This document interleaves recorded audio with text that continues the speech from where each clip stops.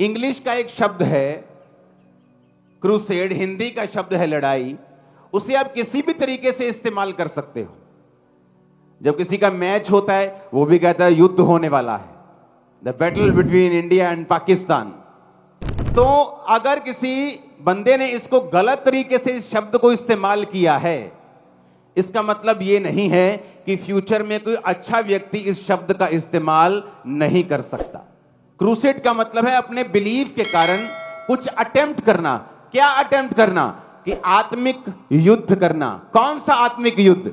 बीमारियों के खिलाफ, पाप के खिलाफ, व्यभिचार के खिलाफ, नशों के खिलाफ, अज्ञानता के खिलाफ, अनपढ़ता के खिलाफ, शैतान के खिलाफ, जिनका हेड ऑफिस बाइबल कहती है आसमान में है। और परमेश्वर ने हथियार बताए। कौन से हथियार हैं? कहते हैं इसलिए परमेश्वर के सारे हथियार बांध लो कि तुम बुरे दिनों का सामना कर सको और सब कुछ पूरा करके स्थिर रह सको।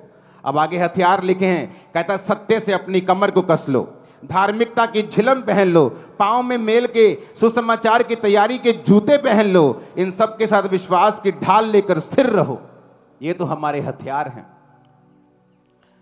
अगर ये लड़ाई शारीरिक होती, यीशु मसीह ने शारीरिक लड़ाई करने के लिए कहा होता, तो हम लड़ते शारीरिक लड़ाई। किसी का भय, किसी का डर नहीं है।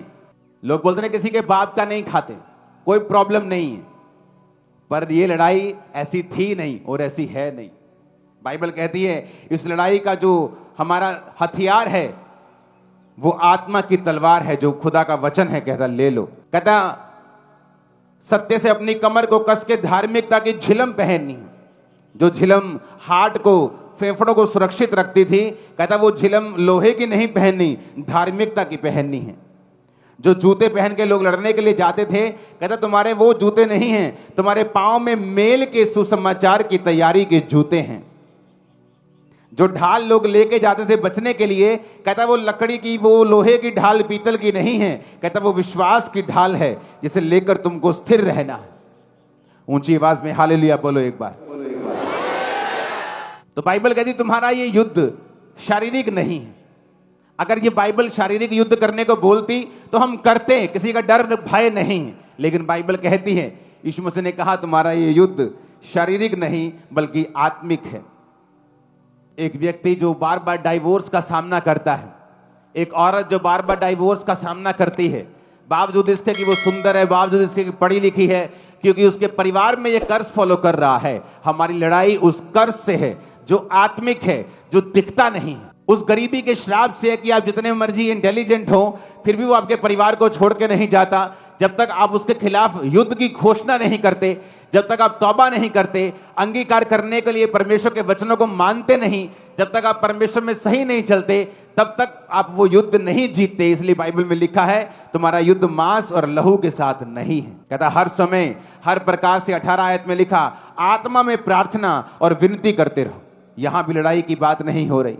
हमारी लड़ाई आत्मा में है, प्रार्थना करते हुए। इसलिए जागते रहो कि सब पवित्र लोगों के लिए लगातार विनती किया करो। हमें यह समझने की जरूरत है कि शैतान के साथ हमारा युद्ध हमने किस तरह से जीतना है।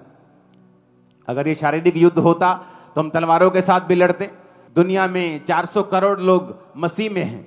अगर उन्हें युद्ध करना होता तो कब का कर चुके होते। और अगर किसी व्यक्ति ने, किसी क्रिश्चियन ने क्रूसेड नाम के साथ शारीरिक युद्ध किया है तो ये उनकी मिस्टेक है। अगर इजराइल आज युद्ध कर रहा है तो आपको क्या लगता है कि परमेश्वर इजराइल के उस युद्ध के साथ है? बिल्कुल नहीं। अगर आज कोई देश दूसरे देश के खिलाफ युद्ध कर रहा है और वो देश क्रिश्चियन है तो इसका मतलब ये नहीं कि परमेश्वर उसके साथ है। हालेलुया। लोग क्रिश्चियन होकर भी परमेश्वर के वचन पे नहीं चलते किसी भी तरह से। वो हर तरह का कई बार पाप भी करते हैं, लेकिन उसका असर उनकी लाइफ पे भी होगा। बाइबल कहती है अंत के दिनों में न्याय भी होगा, ऊपर जाकर भी न्याय होगा, धरती पर भी न्याय होगा। तो ये तो बात पक्की है। कहते हैं अगर खुदा जिंदा है तो हॉस्पिटल में लोग क्यों मर रहे हैं? जब खुदा धरती में था तब भी उस देश में लोग मर रहे थे। वो लोग नहीं मरे जिसने उन पे विश्वास किया, वो लोग नहीं मरे जिन्होंने तौबा की, वो लोग नहीं मरे जिन्होंने अपने बालों से यीशु के पांव को धो दिया और माफी मांग ली और पापों से मन फिरा लिया। वो ना मरे, उनका परिवार नहीं मरा। ना आप मरेंगे ना आपका परिवार मरेगा, यीशु मसीह के नाम में।